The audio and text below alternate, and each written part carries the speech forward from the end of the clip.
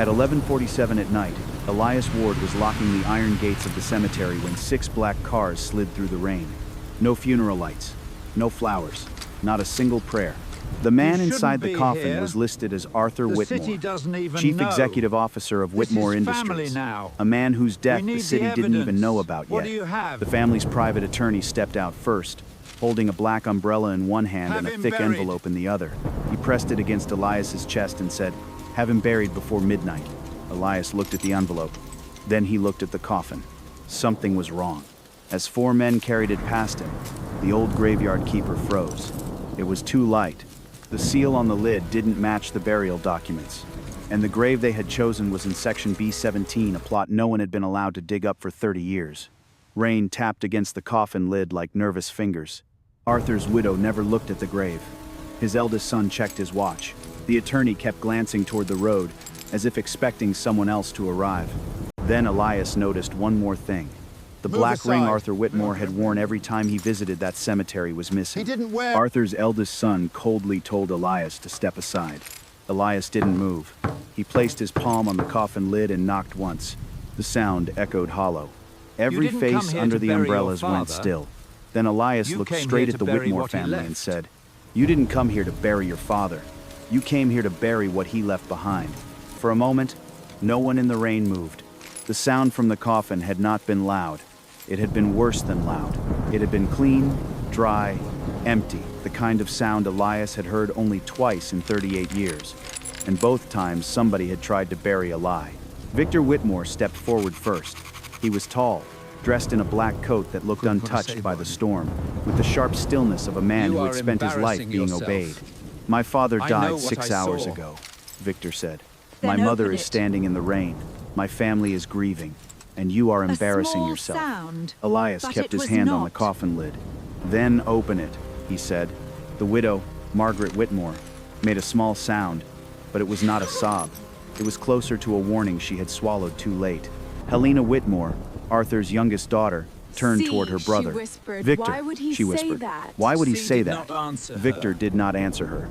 His eyes stayed on Elias. Lydia Blackwell, the family attorney, stepped between them with the practiced calm of someone who had buried problems for wealthy people before. She pulled a folded document from inside her coat and held it out as if paper could silence the rain. "Mr. Ward, this is a private burial authorized by the next of kin. The transit permit is signed. The death certificate is filed. The grave has been paid for. You are employed to maintain these grounds, not to interfere with a family's final rights." Elias took the document, but not the tone. The first thing he checked was the burial transit number at the top, then the funeral home stamp, then the seal code handwritten near the lower corner. His thumb stopped there. "This coffin didn't come from Northbridge Funeral Services," he said. Lydia's expression did not change. "That is an administrative detail." "No," Elias said. "Administrative details don't get heat pressed back onto a broken seal." One of the hired pallbearers shifted his grip. Elias pointed to the thin strip of black wax across the coffin latch. Under the rainwater, a faint ridge showed where the seal had been softened and pressed down again. "And this permit says the body arrived in Vehicle 214, Elias continued. Hasn't crossed my gate Vehicle tonight. 214 hasn't crossed my gate tonight. Down. I write every plate number down." Victor gave a humorless laugh. "You write down license plates in a graveyard?" "I write down what people think no one will remember." The word struck Helena harder than Elias expected. She looked from him to the coffin, and for the first time, doubt broke through the polish of her grief. Behind her, a small girl stepped halfway out from beneath Margaret's umbrella. Sophie Whitmore, Arthur's granddaughter, clutched a white lily in one hand. The flower was bent from the rain. "Mom," Sophie said softly, "is this where Grandpa brought me?" Helena turned pale. "What?" Is this where Grandpa Sophie brought pointed me? past the open grave, What? toward the older stones at the edge of section B17. He said not to step on the flat stone. He said someone there was still waiting for an apology. Victor snapped his head toward the child. "That's told you enough, to stay Sophie." back. The command came too quickly, too sharply. But he said- Even Margaret flinched. Elias followed the girl's finger. The grave they had opened was not directly over B17. It was beside it, close enough for a shovel to reach under the old border wall if someone knew where to dig. Now he understood the depth. The new grave had been cut nearly 8 inches deeper than cemetery regulations allowed, not to receive a coffin, to reach something beneath the neighboring plot. Elias closed the burial permit and handed it back to Lydia. "No one gets buried here tonight." Victor's face hardened. "Do you know who you're speaking to?" No one gets buried here tonight. "Yes," Elias said. A son in a hurry. The oldest pallbearer looked down at his shoes. Lydia's hand tightened around the document. Helena stepped closer to Elias, voice low and angry. "If you are wrong, you are turning my father's death into a spectacle." Elias looked at her then, really looked. He saw exhaustion under her eyes, rain in her lashes, a daughter trying to grieve while surrounded by people who kept checking the time. "I hope I am wrong," he said. "But if your father is in that coffin, opening it will end this in 30 seconds. No one accepted." That was answer enough. Victor signaled to the men, "Lower it." The pallbearers hesitated. Elias walked to the iron utility box beside the path, unlocked it, and pulled out a red tag used only when a burial had to be suspended. He looped it through the coffin handle before anyone could stop him. Lydia's calm finally cracked. "Remove that." "I can't," Elias said. "Not while the seal, the permit, and the grave location contradict each other." Victor stepped so close that Elias could smell expensive cologne beneath the rain. "You're finished here," Victor said. Elias did not look away. Here. "Maybe." Then he turned and crossed to the caretaker's shed, his boots sinking into the wet grass. He could hear Lydia calling someone, Victor cursing under his breath, Helena asking her mother what B-17 was, and receiving only silence. Inside the shed, Elias opened the old cemetery ledger. Most of the newer records were digital now, but section B-17 had never been transferred. Arthur Whitmore had insisted on paper. 17. Elias turned the pages carefully until he reached the faded tab. B-17. There it was, written in his own hand 30 years earlier. Samuel Gray. No date of birth, no family contact, no public marker. And beneath the name, in a note Elias had almost convinced himself he had imagined, were 8 words that made the rain outside feel suddenly far away. "Do not open unless the black ring returns." The ledger stayed open beneath Elias's hand. For several seconds, he did not move. The old page smelled of dust, damp paper, and the iron cabinet where secrets went when no one rich enough wanted them spoken aloud. Outside, rain struck the shed roof. Beyond the small window, the Whitmore cars waited in a black line, headlights washing over the stones. Samuel Gray. "Do not open unless the black ring returns." Elias had written those words himself, but he had never written them for the cemetery. He had written them for Arthur Whitmore. 30 years ago, Arthur had come to Whitcomb Memorial before sunrise. Not in a limousine, not with lawyers, not with family. He had walked through the side gate alone, carrying one white lily wrapped in brown paper. Elias had been younger then, with enough anger left in him to believe the truth could win if a man simply refused to bend. Arthur had asked for a grave that would not be moved, photographed, digitized, renamed, or disturbed. No public marker, Arthur had said. No family contact? Arthur had looked toward the empty hill where the workers' section began. Not yet. Elias remembered the black ring on Arthur's right hand, a narrow band, dark as burnt metal, with a thin groove cut into the inside edge. Arthur kept turning it with his thumb as if it hurt him. Every year after that, Arthur returned with a lily. Sometimes he touched the flat stone marked only SG. Once, while Elias pretended to repair a fence nearby, he heard Arthur say, "I should have said your name when it mattered." Now the family had come at night, with no flowers, no prayers, and no ring. Elias closed the ledger and carried it under his coat before leaving the shed. The moment he stepped back into the rain, Lydia Blackwell turned from her phone. "Mr. Ward, I have a judge available to authorize immediate completion of the burial." "Judges don't authorize broken seals," Elias said. "They authorize families to bury their dead." "Then bring me the dead." The red suspension tag hung from the coffin handle, bright and ugly against the polished wood. Helena stood beside her mother, but her eyes were on the old ledger under Elias's arm. "What is that?" "Section record." "Then give it to me." Victor answered before Elias could. "Helena, do not engage with him." "I asked him," she said. That small act of disobedience sharpened the air between them. Elias opened the ledger just enough for Helena to see the page, but not enough for Lydia to reach it. B-17 was taken out of the digital transfer 22 years ago. At Mr. Whitmore's written request. Lydia stepped closer. That record belongs to the cemetery. And the cemetery is still under my supervision tonight. Not for long, Victor said. Elias ignored him and pointed to the payment column. Maintenance fee, paid yearly from a private Whitmore account. Not the family office, not the corporate trust. Helena frowned. For Samuel Gray? For the grave marked SG. Margaret Whitmore had not said a word since Elias stopped the coffin, but at the name Samuel Gray, her chin lifted slightly. Not surprise. Recognition. Mother, Helena said. Who is Samuel Gray? Margaret looked at Victor. That was the mistake. A mother who did not know the answer would have looked at the grave. Victor's voice went flat. An old employee. Father had many sentimental habits after his illness worsened. Elias turned another page. There, clipped beside the maintenance receipts, was a florist invoice from 3 days earlier. White lily, single stem, paid by Arthur Whitmore. Signed in a thin, slanted hand Elias knew from decades of cemetery forms. He held it out to Helena. Your brother says your father's mind was gone for 6 months. This was signed 3 days ago. Rain blurred the ink, so Helena stepped beneath the shed awning to read it. The signature was not neat, but it was deliberate. The date was clear. Victor crossed the grass toward her. That proves nothing. He signed whatever staff put in front of him. Elias took the invoice back. This wasn't sent to his office. It was paid at the florist counter on Mercer Street. Lydia's umbrella tilted. For one quick second, her face lost all its polish. Then she recovered. Or someone forged it. Maybe, Elias said. But if we're discussing forgery, we can start with the burial permit. The younger gravehand, Paul, swallowed hard near the open plot.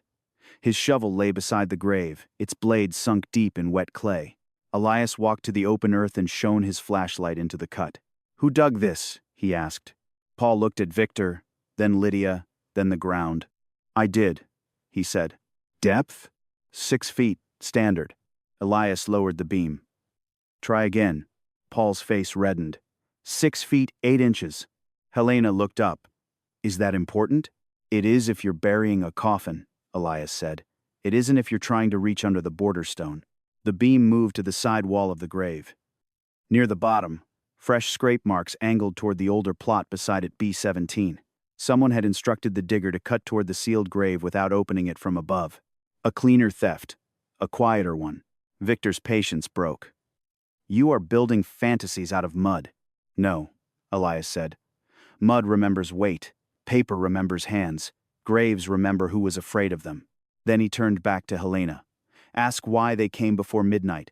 Ask why there is no doctor here, no funeral director, no city witness, and no ring on your father's hand. Helena looked at the coffin. The anger had not left her, but it no longer knew where to land. Lydia moved closer to her. Your father's final months were confused. He fixated on old mistakes. Victor is trying to spare the family a public scandal. Elias watched Helena absorb that word. Scandal. That was how wealthy families renamed the dead when the truth became inconvenient. Sophie slipped from beneath Margaret's umbrella again. The lily in her hand was almost ruined now. Grandpa wasn't confused when he brought me here, she said. Victor closed his eyes. Sophie. He told me to remember the letters, the girl continued. SG. He said if grown-ups ever pretended letters didn't matter, I should look for the person who still put flowers there. Elias knelt in front of her. Did your grandfather say anything else? Sophie looked at her mother first. Helena gave the smallest nod. He said names can be stolen, Sophie whispered. But not if someone keeps saying them. Victor turned away, jaw tight. For 30 years, Arthur Whitmore had paid to keep Samuel Gray's grave clean, but hidden. Now the family was trying to bury a coffin with no body beside that same grave, before the city even knew he was dead. Elias looked at the red tag on the coffin handle, then at Helena, who was staring at the Lily invoice as though it had become the first honest thing anyone had given her that night. Your father wasn't trying to be buried here, Elias said. He was trying to make sure someone finally asked why this grave exists. At that exact moment, Lydia's phone rang. She looked at the screen, and all the blood left her face. Victor saw it too. Is it done? He asked. Lydia did not answer quickly enough. And Elias understood. Somewhere beyond the cemetery gates, someone else was moving through Arthur Whitmore's final instructions. Lydia Blackwell ended the call without saying goodbye. Elias noticed that before he noticed anything else. A lawyer like Lydia did not cut a call short unless the person on the other end had given her news she could not safely repeat. Victor watched her face. Helena watched Victor. "What is done?" Helena asked. Victor's reply came too fast. "Take Sophie to the car." "No," Helena said. The word was small, but it changed the night. For the first time, someone in the Whitmore family had refused an order in front of the coffin. Elias stepped back to the polished box and took the cemetery knife from his belt. Lydia moved first. "If you cut that seal, you contaminate the remains." "There are no remains to contaminate," Elias said. Victor came toward him, but Paul, the young gravehand, lifted his shovel across the path before he seemed to understand what he had done. The shovel was old, its handle slick with rain, and Paul's arm shook so badly the metal blade knocked once against the stone border. Victor stared at him. "You work for us tonight." Paul swallowed. "I work for the cemetery." Elias slid the knife beneath the black wax. He cut slowly. The seal split along an older fracture, exposing the thread underneath. "Northbridge uses blue thread under its wax," Elias said. "This is black." Helena stepped closer. "Why does that matter?" "Because black thread belongs to Marin and Vale. They handle sealed estate transfers, not ordinary burials." Lydia's face stayed calm, but her silence answered for her. Elias opened the first clasp, then the second. The coffin gave a low wooden creak. Victor's voice hardened. "Do not open that." Elias looked at him. "That is the first honest thing you've said tonight." He lifted the lid. The hinges moved only halfway before the smell of new varnish rose out of the coffin. That was wrong too. A sealed coffin that had carried a body from a funeral home should have smelled faintly of preservative, flowers, and cold linen. This smelled like a cabinet finished that afternoon. No one spoke. Inside, there was no Arthur Whitmore. No face under funeral powder. No folded hands. No body. Only black satin stretched over a shape too flat and too square to be human. Sophie whispered, "Where is Grandpa?" Margaret Whitmore gripped the umbrella handle until her knuckles whitened, but she did not ask the same question. Elias saw the difference at once. Margaret had feared the coffin might be empty. She had not known what had replaced him. Elias reached toward the satin. Lydia caught his wrist. "Enough." Her fingers were cold. Elias looked at her hand. "You knew there was a false bottom." She released him. "I know you are committing a criminal act." "No," Elias said. "A criminal act is calling a box of evidence a corpse." He peeled the satin back. Beneath it was a fitted wooden platform, darkened to match the interior. Thin brackets held it in place. Whoever built it had expected rain, grief, and obedience to hide the work. But Elias had spent 38 years noticing what people avoided. He had watched guilty sons stand too far from graves. Widows cry only when someone looked at them, and lawyers hurry prayers because documents were waiting. The dead never lied. The living did that for them. He found a small pressure notch near the left edge and pressed. A hidden latch clicked. "Slow," he told Paul. Together, they raised the false bottom. Beneath it lay a gray suit jacket sealed in a clear protective sleeve. Dampness clouded the plastic, but the dark stain on one cuff still showed. Blood. Helena made a broken sound and reached for the coffin, then stopped before touching it, as if the stain might answer a question she was terrified to ask. Margaret turned her face away. Victor did not look at the jacket at all. He looked only at the box. That told Elias which object mattered more. Beside the jacket sat a steel box wrapped in oilcloth. It was no larger than a Bible, with a round black lock set into its face. Helena stared at it. "What is that?" Elias studied the lock before touching the box. A circular groove cut through the metal, narrow and precise. "The ring," he said. Victor forced a laugh. "That could be anything. Someone planted it." "In your father's coffin?" Elias asked. "At your secret burial? Before midnight?" For 1 second, fear crossed Victor's face before he buried it. Helena saw it. "Victor," she said, "where is father's body?" "He was cremated," Victor snapped. Margaret opened her eyes. That single sentence broke the story he had been telling all night. Helena turned on him. "You told us he was prepared for burial." Lydia stepped in quickly. There were complications. Victor chose the least painful option for the family. Elias lifted the burial permit from the wet grass and held it toward Helena. "This says full body interment, not cremation, not symbolic burial." Helena read the line. The paper shook in her hand. Sophie looked at her uncle. "Did you lose Grandpa?" No, Victor said, but he no longer sounded like a son. He sounded like a man protecting a legal clause. Elias turned the steel box slightly. Beneath the oilcloth, a strip of white paper had been taped to the underside. The ink had blurred at the edges, but the words remained readable. For Elias Ward, only if the ring is gone. The rain seemed to fall farther away. Arthur had not trusted his family. He had not trusted Lydia. He had trusted the old man who locked the cemetery gates. Helena read the note over Elias's shoulder. Why would my father write your name? Elias could have told her that Arthur came here for 30 years when no one watched. He could have told her about the white lilies, the flat stone, the mornings Arthur stood in fog with one hand closed around the black ring. He could have told her that rich men often confessed more honestly to graves than to their children, but that would reveal too much too soon. So he said only, because he knew someone would try to bury this without him. Lydia reached for the box. Elias closed one hand over it before she could touch the oilcloth. No one removes anything until the county registrar arrives. Victor's voice dropped. You think officials will believe you over this family? No, Elias said. Not at first. Then he looked at Helena. But she might. Helena did not answer. Her eyes moved from the blood-stained cuff to the forged permit, from Lydia's hand to Victor's face. Loyalty and evidence fought behind her silence. Helena, Victor said, softer now. Think carefully. If this becomes public, everything father built will be dragged through mud. Elias heard the trap in that sentence. Not father, not truth, everything father built. Helena heard it too. What did he build on? She asked. Victor went still. For a moment, Elias thought she might choose. But grief was heavy, and courage rarely arrived all at once. Helena stepped back, trembling, not yet ready to stand beside him. That was enough for now. Truth only needed her to stop looking away. Before Helena could answer, headlights flashed through the rain beyond the iron gate. Blue light swept across the wet stones, then across the open coffin, turning the blood-stained sleeve almost black. A siren sounded beyond the cemetery gates. Lydia's eyes flicked toward the road. This time Elias understood. The approaching car was not coming to help him. It was coming to remove him before the coffin could speak any further. The patrol car stopped just inside the cemetery gate. Its blue lights moved over the wet stones, over the open coffin, over Elias's face.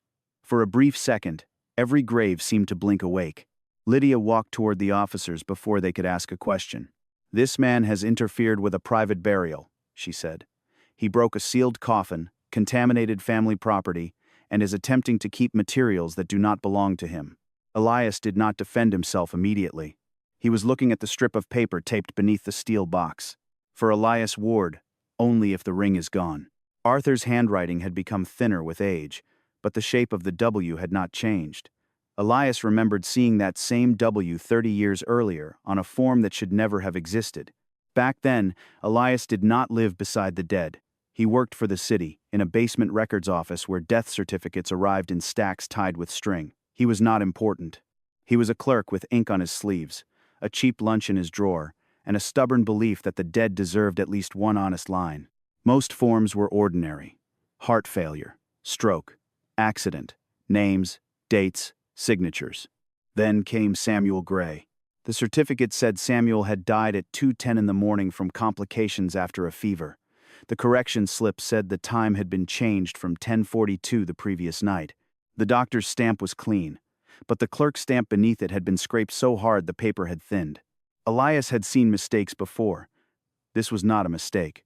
A death time changed by 3 hours could change who was present, what shift was on duty, what factory gate was open, and which witness could legally exist. His supervisor told him to file it. Elias asked why a young man's certificate had been corrected before the first version was even archived.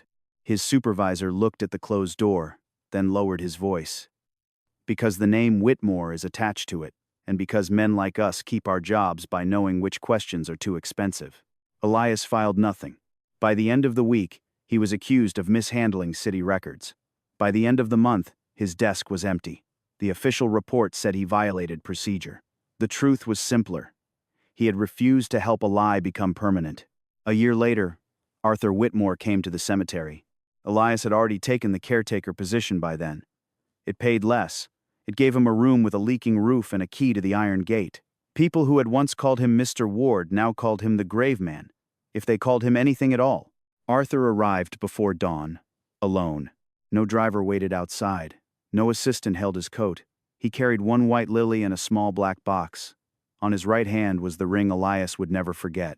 "I need a grave protected," Arthur said. Elias recognized him from newspapers, from city rumors, from the pressure that had ended his old life. "You people already protect what you want protected," Elias said. Arthur took the insult without blinking. "Not this." He gave Elias the name Samuel Gray.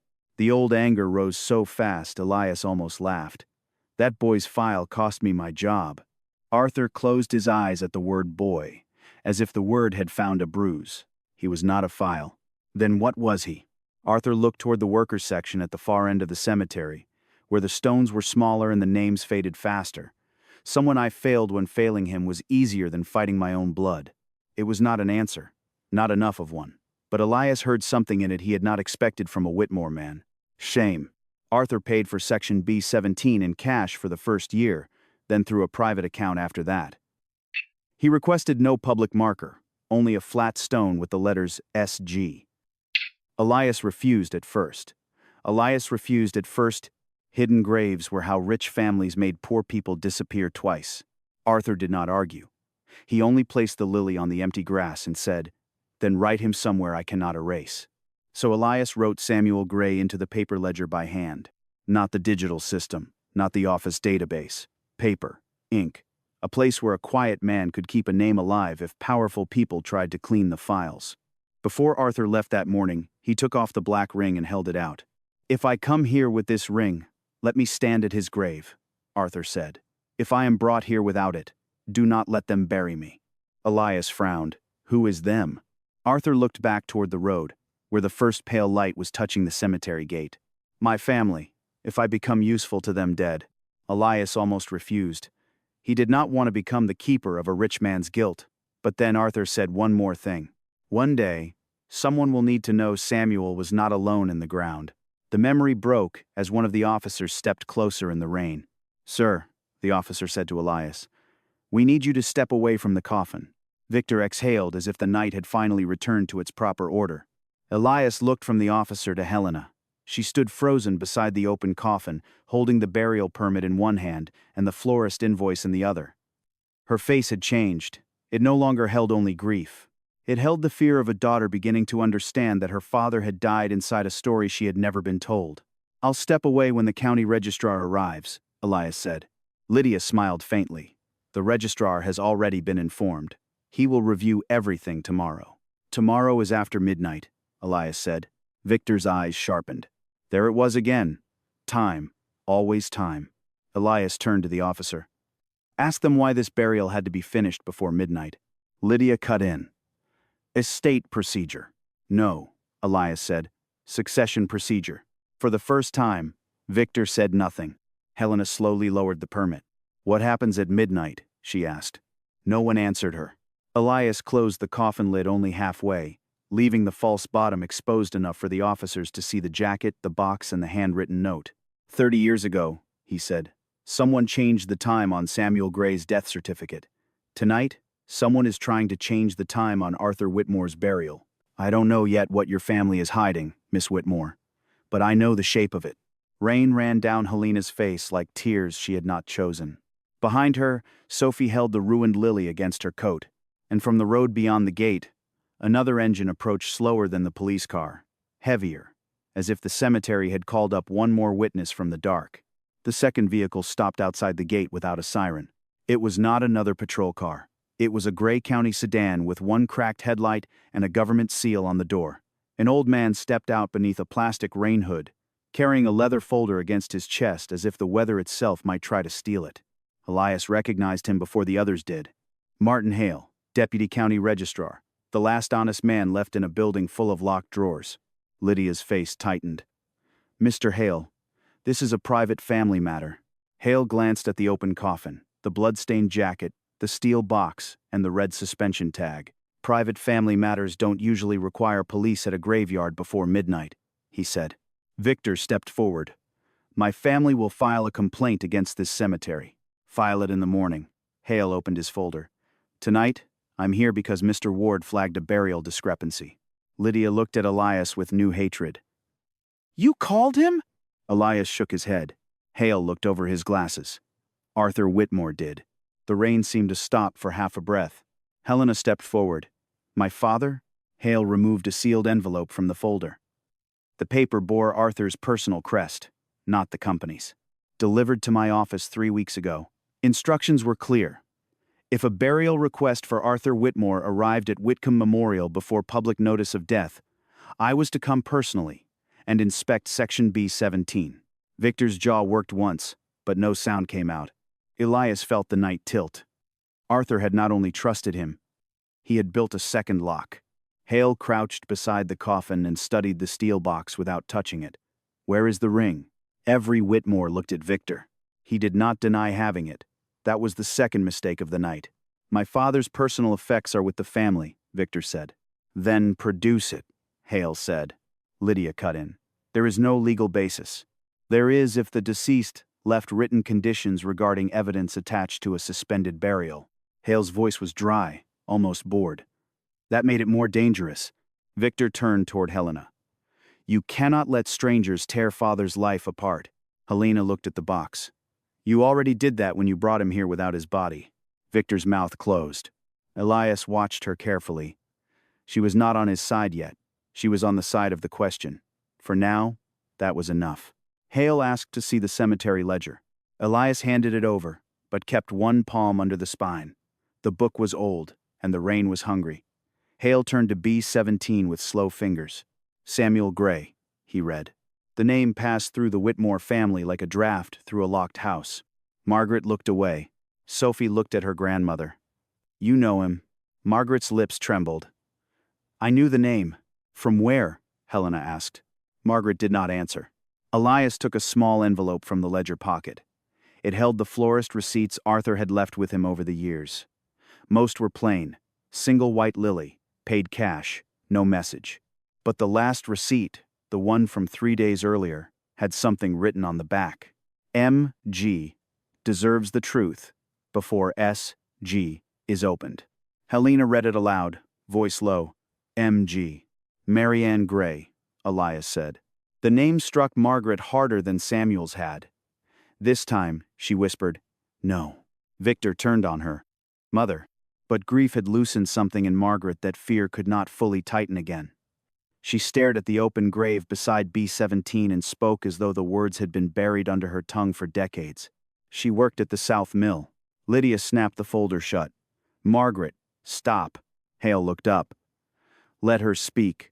Margaret pressed a hand to her throat. Marianne Gray. She was a seam inspector. Young, quiet. Arthur's father hated that Arthur noticed workers by name. Helena's eyes filled with confusion. What does she have to do with this grave? Margaret shook her head once, almost violently. I don't know. I was told she left after the accident. Elias heard the shape of another lie. He turned to Paul. Bring me the old property map case from the shed. Bottom drawer. Paul ran through the rain, grateful to be useful, and terrified of being seen that way. Victor recovered enough to laugh. Now we are chasing factory gossip? No, Elias said. We're chasing names your family paid to bury. Paul returned with a long tin case streaked with rust. Elias opened it on the hood of the nearest car. Inside were rolled cemetery maps from before the grounds had been renovated. Most were brittle at the edges.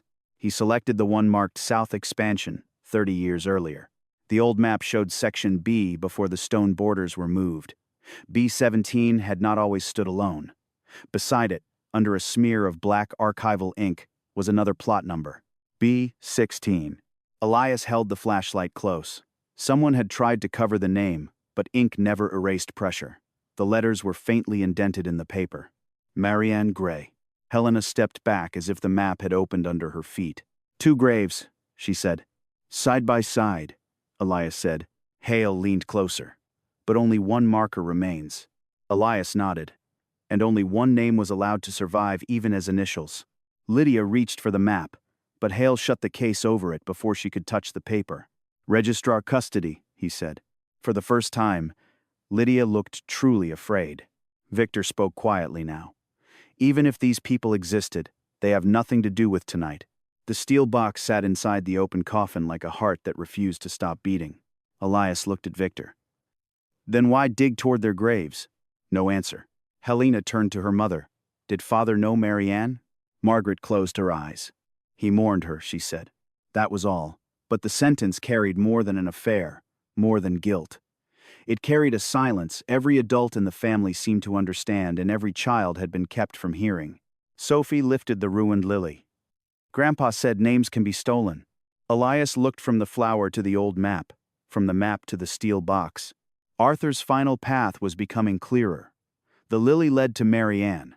Marianne led to Samuel. Samuel led to B-17. And the ring, wherever Victor had hidden it, led to whatever Arthur had sealed away before his death. Hale straightened. Until the ring is produced, the burial remains suspended. The coffin, box, jacket, ledger, and map are under county hold.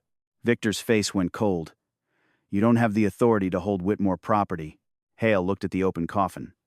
Then you should have put a Whitmore in it. A sound escaped Paul before he could stop it. Not laughter exactly, more like a breath of justice. Victor heard it. His eyes cut to the young grave hand, then back to Elias. You have no idea what you are pulling out of the ground. Elias closed the ledger. No, he said.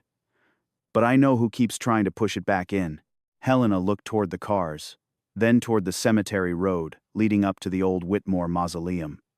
Her face changed again, not into trust, but into decision.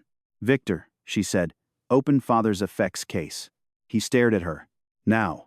For a long second, the only sound was rain on the empty coffin. Then Victor smiled without warmth. The effects case is not here, he said. Lydia's eyes flicked toward the black cars. Elias saw it. So did Helena. And somewhere inside the first car, hidden behind tinted glass and locked doors, the black ring was waiting. Victor did not reach for the car door. That was what Elias expected him to do if the ring was truly inside. A guilty man might hesitate, but an innocent son would have opened every case, every coat pocket, every locked compartment just to prove the old graveyard keeper wrong. Victor did nothing. Instead, he looked at the officers. Arrest him. The older officer shifted uneasily. Mr. Whitmore, the county registrar has placed the burial on hold. My father's coffin has been opened by an employee with a documented history of misconduct, Victor said. My family property has been handled, photographed, and turned into theater in the rain. If that isn't criminal interference, tell me what is. Lydia Blackwell stepped beside him as smoothly as a shadow finding its owner. Officer, she said, Mr. Ward has no medical authority, no legal authority, and no family authorization. He is a groundskeeper, nothing more. The word landed exactly where she aimed it. Groundskeeper, not records clerk, not witness, not the man Arthur Whitmore had named on the box. Just an old employee with mud on his boots and a cemetery knife in his hand. Paul lowered his eyes. Margaret looked away. Even Helena, still holding the lily receipt, seemed to feel the old power of class pressing back into place. Elias had seen it all his life. Rich people did not always need to shout. Sometimes they only had to remind the room who was allowed to be believed. Martin Hale closed the map case. Titles don't change evidence. No, Lydia said, but motives do. She opened her leather folder and removed a thin packet of copied documents, already prepared, already waiting. Elias understood then that this was not a reaction. It was a stage. Lydia handed the packet to Helena first, not to the police. Before you let this man guide your grief, she said, you should know who he is. Helena hesitated, then took it. The top page was Elias's old disciplinary notice from the city records office. His name, his signature. The official reason for termination. Unauthorized handling of death records. Refusal to comply with archival procedure. Suspected removal of registry materials. Lydia had underlined the ugly words in blue ink. Helena looked at Elias. Is this real? Yes, Elias said. Victor gave a quiet laugh. At least he admits that much. Elias did not move toward her. If he reached for the page, they would make that look like guilt too. What it doesn't say, Elias said, is what procedure they wanted me to comply with. Lydia turned to the officers. You see? 30 years later, he is still telling the same story. Samuel Gray. Altered certificates. Secret plots. He has attached himself to my family's grief because he has been obsessed with the Whitmores since he lost his position. That's not true, Paul said. Victor's eyes cut toward him. Careful. Paul's mouth closed. Attack 1 had been simple. Make Elias small. Attack 2 was sharper. Make him unstable. Lydia removed another page. This is a complaint filed 12 years ago, when Mr. Ward accused a funeral director of switching identification bands. The complaint was dismissed. Elias remembered that case. A poor woman's husband had nearly been buried under another man's name. The funeral home corrected the mistake quietly after Elias refused the burial. The family never complained because they had been grateful. The director had complained because he had been embarrassed. Lydia held up a third page. And here, 8 years ago, he delayed the burial of a councilman because he insisted the coffin weight was inconsistent. That coffin had 2 urns inside it, Elias said. One belonged to the councilman's first wife. Her children didn't know. Helena looked down at the packet again. The facts were bending in front of her. Not breaking. Bending. That was Lydia's gift. You have made a career of disrupting funerals, Lydia said. I have made a life of stopping people from burying the wrong thing. Victor stepped closer to Helena. His voice softened, and that made it more dangerous. You're grieving. He knows that. He knows Father left behind confusing habits in his last years, and now he is turning old cemetery notes into leverage. If we let this continue, by morning the press will be outside. They'll drag Father's name, Mother's name, Sophie's name, through every headline. Helena's hand tightened around the papers.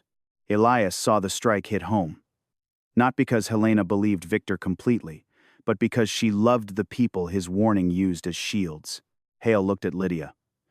If your case is so clean, produce the ring and the effects case. Lydia smiled without warmth. Mr. Hale, you are exceeding your role. Not yet. No, she said. But you will, if you continue relying on a compromised witness. Then, Elias saw it. On the edge of Lydia's thumb was a faint smear of black ink. Not printer ink, not pen ink. Thick, matte, archival. The kind used on old cemetery maps because it sank into paper fibers and refused to fade. The same kind that had been brushed across Marianne Gray's name. Elias stared at it a second too long. Lydia noticed. She closed her hand. That small movement told him more than any confession would have. You handled the old map before tonight, Elias said. Lydia's expression did not shift. Don't be ridiculous. You knew where the ink was. You knew which names were covered. That's why you reached for the case before Hale took custody. Victor snapped, Enough. But Elias kept his eyes on Lydia. This isn't your first night with Samuel Gray. For the first time, Lydia's calm became something brittle. You are a bitter old man standing in the rain with stolen records, she said. Do not mistake memory for proof. The older officer finally stepped toward Elias. Sir, for now, I need the knife. Elias handed it over, handle first. Victor smiled. Then the officer said, And no one touches the coffin, the box, or the ledger until the registrar signs off. Victor's smile disappeared. It was a small victory, too small to save anyone, but enough to keep the truth above ground for a few more minutes. Helena folded the disciplinary packet and held it at her side. She did not give it back to Lydia. She also did not give it to Elias. Mr. Ward, she said, her voice strained, if you lied about any of this, I will make sure you lose more than this cemetery. Elias nodded. Fair. And if they lied? He looked at Victor, then Lydia, then the open grave beside B-17. Then someone has already lost more than all of us. Before Helena could answer, Victor's phone buzzed. He glanced at the screen, and the anger in his face settled into calculation. The board has been notified, he said. Lydia's eyes sharpened. Tonight? Victor looked at Elias as if the old man had finally become useful in a different way. Yes, he said. If Father's burial is suspended, we move to emergency succession review. Helena went still. Elias understood the next grave opening beneath their feet. If Victor could not bury Arthur's coffin before midnight, he would bury Arthur's authority another way. The words emergency succession review changed the cemetery more than the siren had. Victor did not need the coffin lowered anymore. If the board accepted that Arthur Whitmore was legally dead and unable to direct his estate, Victor could become acting chairman before sunrise. The body, the ring, Even Section B-17 would become arguments to be handled later by people in expensive rooms. Helena understood that too. She crossed the grass and stopped in front of Elias. "Come with me." It was not a request. She led him to the caretaker's house near the east wall, a small wooden building with one yellow lamp burning in the window. Inside, the room smelled of old coffee, wet wool, and paper. A narrow bed stood against one wall.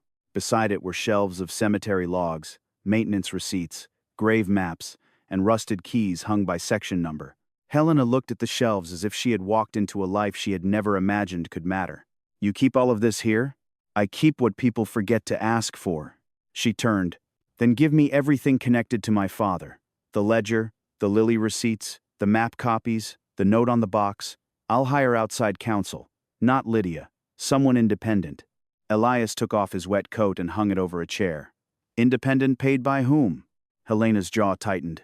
"By me. And your name is Whitmore. That does not make me Victor." "No," Elias said. "But it does make you part of the house that buried Samuel Gray under initials." The sentence struck too hard. Helena stepped closer, voice low. "You don't know what my father was trying to protect. I know what he was trying to stop. You know pieces." Her eyes shone, but not with tears alone. Anger gave them heat. "You have a ledger, a stain, a dead woman's name under ink, and 30 years of watching my father from behind gravestones. You do not have the right to decide how his children learned the worst thing he may have done."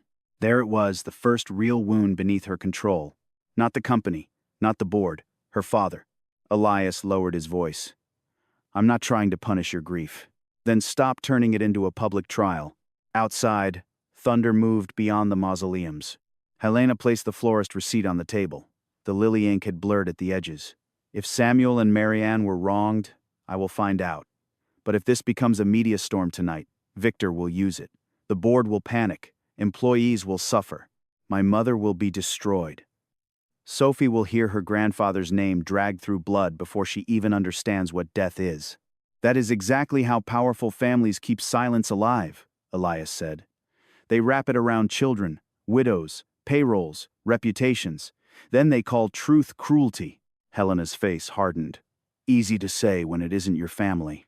Elias looked around the room, the leaking ceiling, the iron stove, the single-framed photograph of a wife long dead and a son who no longer visited. "You think poor men don't have families to lose?" She looked away first. He opened a drawer and removed a thin folder sealed in waxed paper. Not the evidence from the coffin, older papers.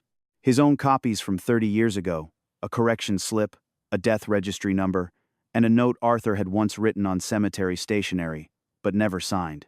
Helena did not touch them. "What is that?" "The shape of what your father feared." "Is Samuel my father's mistake?" Elias paused. It would have been easy to answer yes. Easy and incomplete. "I don't know yet," he said. "But Samuel was somebody's son, and for 30 years your father came here like a man who owed him more than flowers." Helena sat down slowly on the wooden chair. For the first time that night, she looked less like an heiress and more like a daughter trying not to fall apart.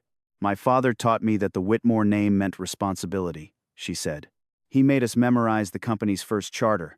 He made Victor and me spend summers at the mills shaking hands with workers. He told me a name is not what you inherit. It is what people survive because you carried it well." Her hand tightened around the receipt. "If he abandoned someone, what does that make every lesson he gave me?"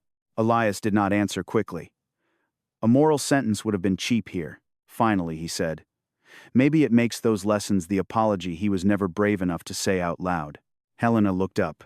For one breath, something almost like trust passed between them. Then her phone rang. She checked the screen and went pale. "Victor has called the board. Emergency vote in 40 minutes. "Where?" "Whitmore Tower. Private conference level." Elias reached for his coat. Helena stood and blocked him. "No. You are not walking into my father's company with a blood-stained jacket and a cemetery story. They will crush you before you finish the first sentence. Then come with me." "I can't." "You can."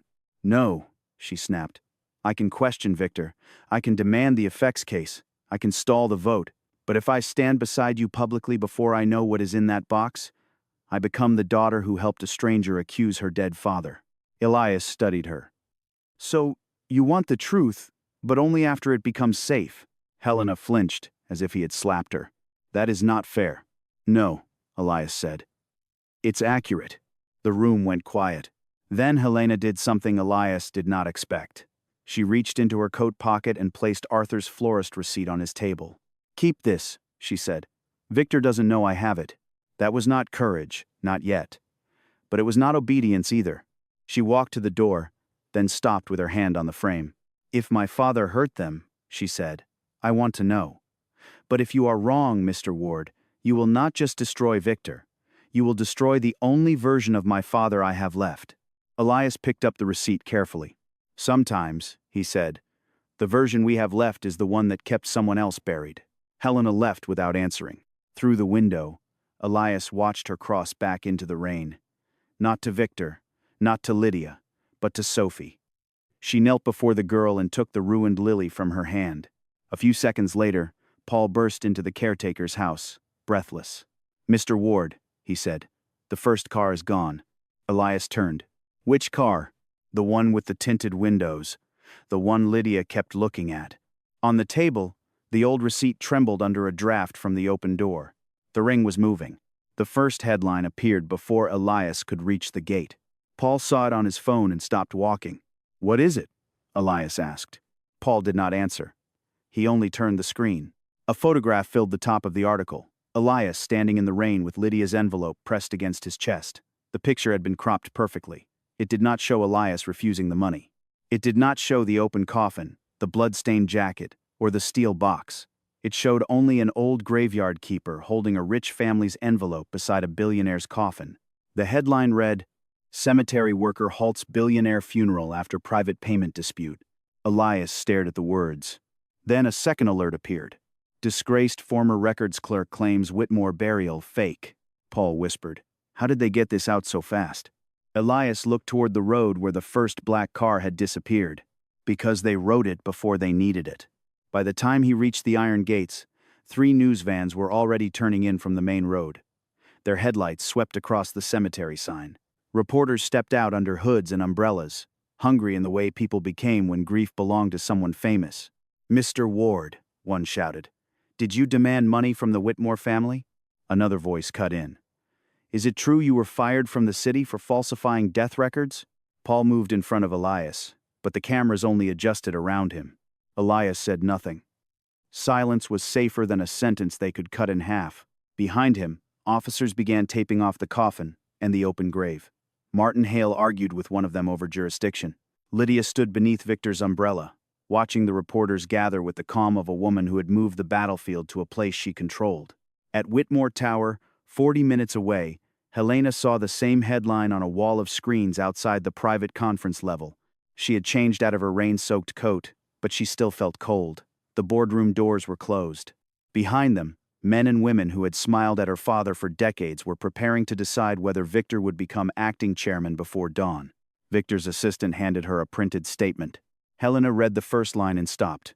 Tonight, our family was subjected to a cruel and financially motivated disruption by a former cemetery employee with a documented history of misconduct. No, she said. The assistant blinked. Mr. Whitmore said you approved family language. I didn't approve this.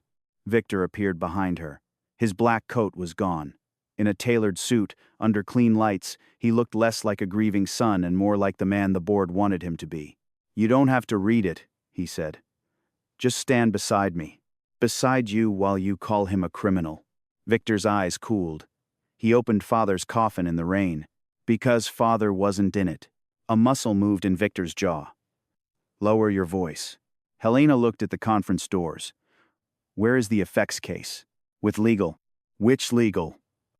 Lydia, she knows how to protect this family. From whom? Helena asked.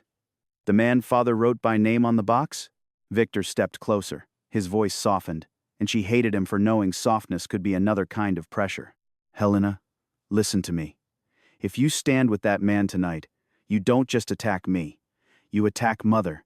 You attack Sophie. You attack the memory of Father when he cannot defend himself. There it was again. Family used as rope. Helena almost reached for the statement. Not because she believed it, because part of her wanted the night to stop. Wanted someone else to decide what kind of man her father had been. Then Sophie appeared at the end of the hall, still in her black dress, the ruined lily held carefully in both hands. Margaret followed behind her, pale and silent. "Mom," Sophie said, "why are they saying the grave man wanted money?" Helena crouched in front of her. "I don't know yet."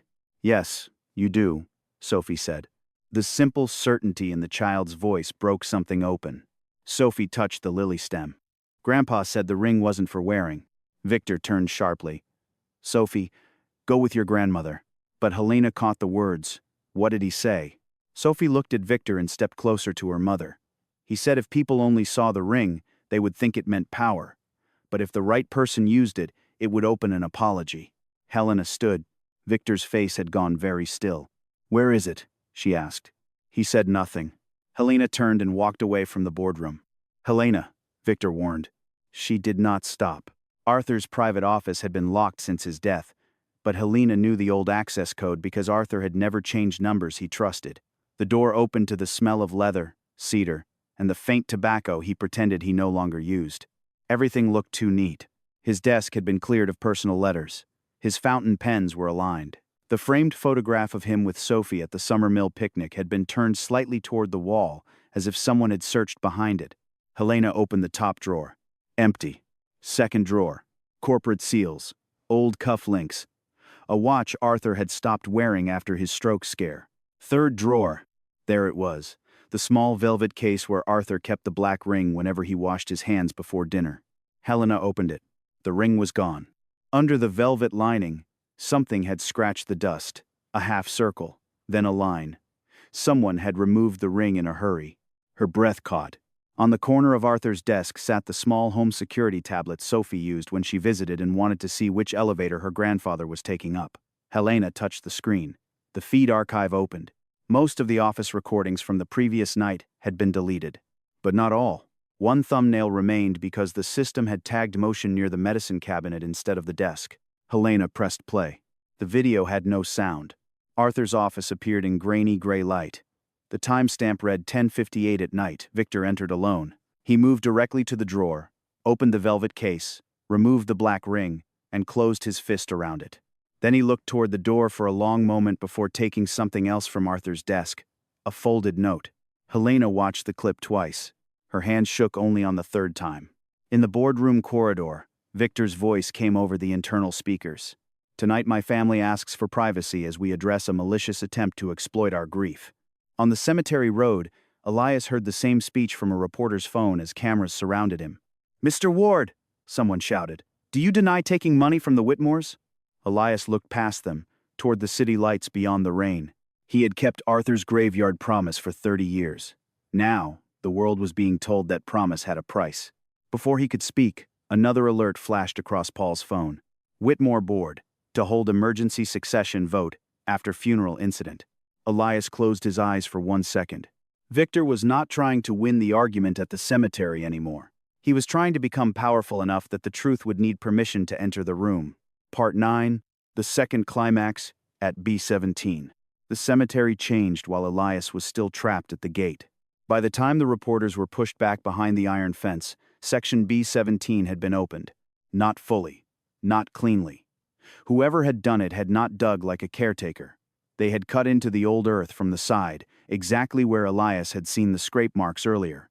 The flat stone marked SG had been shifted 2 inches, just enough to break the seal of the grave without making it look like an excavation. Martin Hale stood over the disturbed soil with his folder pressed against his coat. "Who authorized this?" he asked. Lydia Blackwell's answer came before Victor's. "We have footage." She turned her phone toward the officers. The video showed Elias in the dark beside B17, shovel in hand, opening the ground before anyone arrived. The timestamp placed it 20 minutes before the Whitmore cars entered the cemetery. Paul stared at the screen. "That's impossible." Victor looked at the officers. He staged all of this. He opened the grave first, hid whatever he found, then accused my family to cover it. The older officer turned to Elias. "Sir, put your hands where I can see them." For the first time that night, Paul looked truly afraid. Elias did not look at Victor. He looked at the video. The figure in the footage moved like him from far away. Same coat, same hat, same old stiffness in the shoulder. But something in the corner of the frame caught his attention. The gate lamp. In the video, the lamp beside Section B glowed white. Elias looked up at the real path. The lamp above them burned yellow. "When was that video taken?" he asked. Lydia's mouth tightened. "You can read the timestamp." "No," Elias said. "I can read the light." He turned to Paul. "Maintenance book. Last page." Paul ran to the shed and came back with the wet logbook clutched under his coat. Elias flipped it open and found the entry. Section B lamp replaced. White bulb failed. Yellow temporary bulb installed. 6:15 in the evening. Signed by Paul. Elias held it out to the officer. "Their video shows a white bulb after 6:15. That light hasn't been white since before sunset." Lydia reached for the logbook. Hale intercepted her hand. "County hold," he said. Victor's face went hard. "A bulb doesn't prove anything." "No," Elias said. "But fear does." He turned to Paul. The young gravehand had gone pale, in a way no rain could explain. "Paul," Elias said quietly, "what did they make you do?" Paul's eyes filled. He looked at Victor, then at Lydia, then at the officers. "My daughter's surgery is covered through Whitmore Aid," he whispered. "Mr. Whitmore's office called last week. They said if I helped with one private burial, the renewal would go through." Victor said, "Don't be stupid." Paul flinched, but the words kept coming. "They told me to cut toward B17, not open it from the top, just loosen the side. I didn't know why." He reached into his jacket with shaking fingers. "When I saw the old tin under the stone, I panicked. I didn't give them everything." He placed a small square of wax paper into Elias's palm. It was stained with soil and smelled faintly of lilies and metal. On it was a number written in Arthur's hand, 1042, M.G. Elias felt the old records room return around him. Samuel Gray's original time of death, 1042. The hour someone had erased. "M.G., Hale said. "Marianne Gray." Elias nodded. "It's not a safe code. It's a memorial." His phone buzzed. A message from an unknown number appeared with a video attached. Then, a second message. It was Helena. "I found the office footage. Victor took the ring. He is bringing it to the board." A third message followed. "I copied it before he deleted the archive." Elias looked toward the city beyond the rain. Victor was no longer trying to win at the cemetery. He was carrying the ring into Whitmore Tower, where a board vote could make him powerful enough to bury every contradiction under corporate law. But Arthur had built more than one lock. Elias turned back to the coffin. The steel box still sat beneath the false bottom, protected by the red tag and Hale's order. It could not be opened without the ring. But the wax paper code might open the phone inside, if Arthur had left one. The folded note Victor took might be the final instruction. And Helena now had proof that the ring had been stolen. The older officer lowered his handcuffs. "For now," he said.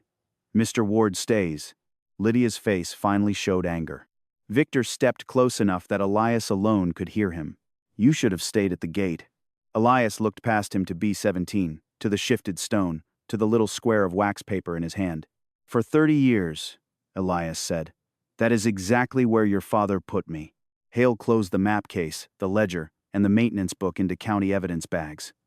Paul stood beside him, shaking but upright. Then Helena called. Elias answered. Her voice came through low and breathless, with the echo of marble walls behind her. "They're starting the vote," she said. "Victor has the ring in the boardroom." Elias looked at the open coffin. "Then don't let him use it alone." "How?" Elias folded Arthur's wax paper around the code. "Make them ask what it opens." Whitmore Tower did not look like a place where anything could be buried. Its glass walls rose over the city in clean silver lines, reflecting rain, traffic, and the lights of smaller buildings below. At the top, on the private conference level, Arthur Whitmore's portrait watched over a boardroom of polished wood and silent money. Victor stood beneath it. His voice was calm now. The cemetery rain was gone from his coat, his hair, his hands. Only the black ring remained, hidden in his closed fist. "My father's burial was interrupted tonight by an unstable former employee," he told the board. "While my family grieves, we must protect the company from confusion, rumor, and predatory claims." Lydia Blackwell sat to his right, with the succession documents open. Helena stood near the far wall, her phone cold in her hand. She had the office video. She had the Lily receipt. She had Sophie's words. But every face at the table was waiting for certainty, not pain. Boards did not vote on grief. They voted on control. Lydia rose. Under the emergency provisions of the Whitmore Trust, if Arthur Whitmore is confirmed deceased and unable to execute pending amendments, interim authority passes to Victor Whitmore until formal probate. Confirmed by whom? Helena asked. Victor looked at her as if she had interrupted a funeral prayer. Lydia answered, Family Council. Family Council who brought an empty coffin to a cemetery?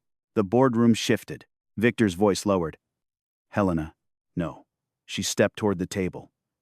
Before anyone votes, ask him why he took Father's black ring from his office at 10:58 last night. She touched her phone. The grainy security footage appeared on the wall screen. Victor entering Arthur's office. Victor opening the drawer. Victor removing the ring. No sound. No explanation. Just the clean cruelty of an image that did not need either. A board member leaned forward. Victor? Victor did not look at the screen. Father's personal effects belong with the family. Helena lifted her chin. Then use it. Silence. The steel box from the coffin has a round lock, she said. If the ring is just a personal effect, use it. The doors opened before Victor could answer. Elias Ward entered with Martin Hale beside him. Paul followed 2 steps behind, carrying the evidence bag with the maintenance book. A security guard reached for Elias, but Hale raised his county badge. County Registrar, he said. This evidence is under hold. Lydia stood so fast her chair struck the wall. This is a private corporate meeting. Hale placed the steel box on the conference table. Then stop using a cemetery fraud to change corporate control. Elias did not look at the board. He looked at Arthur's portrait, then at Victor. You have the ring. Victor smiled thinly. And you have no right to be here. Helena walked to her brother and held out her hand. Open it. For a moment, he did nothing. Then one of the oldest board members spoke. Open the box, Victor. Power changed shape in the room. Victor felt it. Everyone did. Slowly, he placed the black ring on the table. Hale turned it over. Inside the band, barely visible, was a cut groove matching the circular lock. He fitted it into the steel box and pressed. The lock opened with a small click. Inside lay a phone wrapped in wax paper, a folded trust amendment, a stack of old mill safety reports, and one photograph sealed in plastic. The photograph showed Arthur much younger, standing outside South Mill beside a woman with dark hair and a tired smile, Marianne Gray. In her arms was a small boy. On the back, in Arthur's handwriting, were 3 words, Marianne and Samuel. Helena's hand flew to her mouth. Victor reached for the trust amendment, but Hale stopped him. Elias picked up the phone. Its screen asked for a passcode. He unfolded the wax paper Paul had saved, 1042, MG. The erased hour, Marianne Gray. He entered the code. The phone opened. A video file waited on the screen, dated 2 days before Arthur's death. Hale connected it to the boardroom display. Arthur Whitmore appeared, older than in the portrait, thinner, but clear-eyed. The black ring was on his hand. A white lily sat on the desk beside him. If this is being seen, Arthur said, then my family tried to bury the evidence before I could finish correcting the record. No one moved. Samuel Gray was my son, Arthur continued. Helena shut her eyes. Victor stared at the table. Arthur's voice did not break, and that made the confession worse. His mother, Marianne Gray, worked at South Mill. She warned my father's office about a structural fault before the collapse. After she died, Samuel found the inspection copies. He came to me. I was young, afraid, and obedient.